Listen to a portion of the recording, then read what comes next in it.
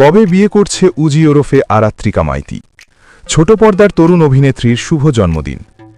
আজ ২১তম জন্মদিন পালন করছেন ছোট পর্দার তরুণ অভিনেত্রী আরাত্রিকা মাইতি। বর্তমানে তিনি জি বাংলার জনপ্রিয় ধারাবাহিক জোয়ার ভাটায় উজি চরিত্রে নিয়মিত দেখা যাচ্ছেন।